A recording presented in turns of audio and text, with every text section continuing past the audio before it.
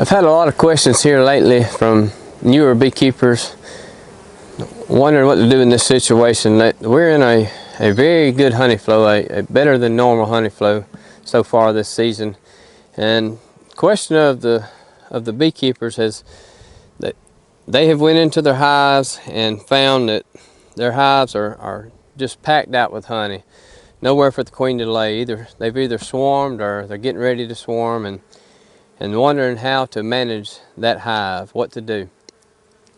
So the first thing, my advice, the first thing to do is, first off, you've got to move most all of those frames of honey up out of your brood chamber. If you're using a single brood chamber, single deep, or a single deep and a medium, or a double deep brood chamber, if you're using a double deep, you can always leave one frame of pollen against the wall in the bottom brood box, no matter what setup you've got.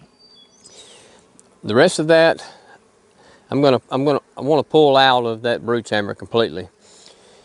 If you're using a multiple frame brood box, either a deep and a medium or a double deep, you can leave a frame of honey, maybe one against each wall in the upper box. But other than that, you want to go in and pull all of those honey frames out. Place them in a new box, add a box up above the excluder, and place those honey frames on them. And that clears you up some room to begin with in your brood chamber.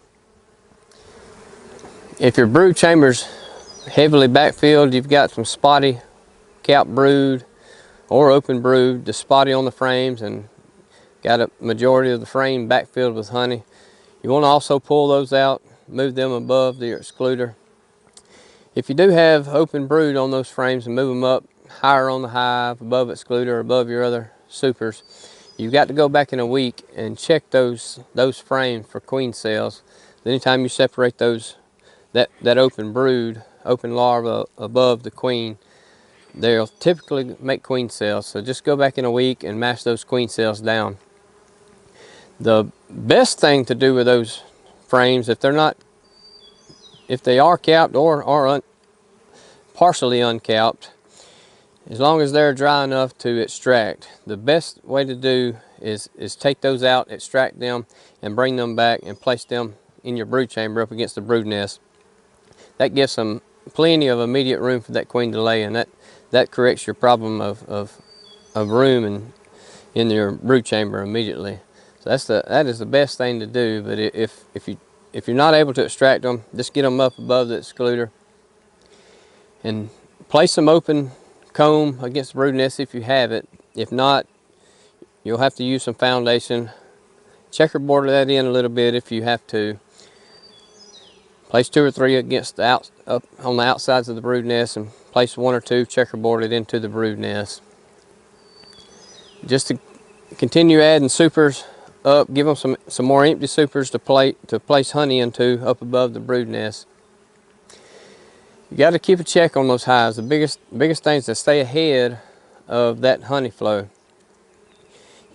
Before they get to the point where they're backfilling the brood nest, you have got to know that they're coming to that point.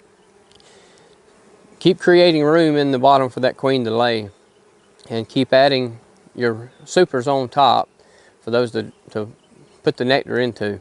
So once they run out of room up top, they have no choice but to backfill that brood nest, and when they start backfilling the brood nest, that is an instant trigger for them to swarm. If your hive's already swarmed, go ahead and make up room in the bottom in your brood chambers, just like we just talked about, just as if there was a laying queen in it.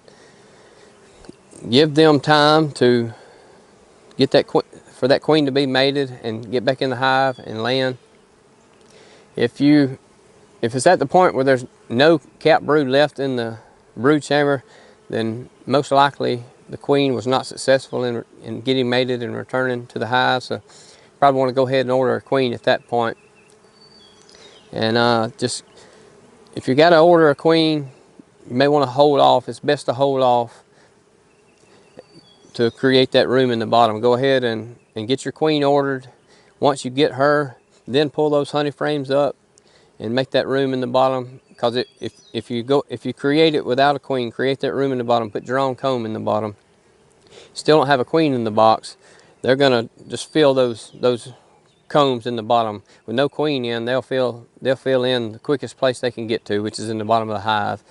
So you don't want that room to be taken back up with nectar while you're waiting to get your queen. So if you're ordering a mated queen, go ahead and get her in, then go in your hive, move your food frames up, clear out your brood chamber, give room to lay, and then add your queen into the hive.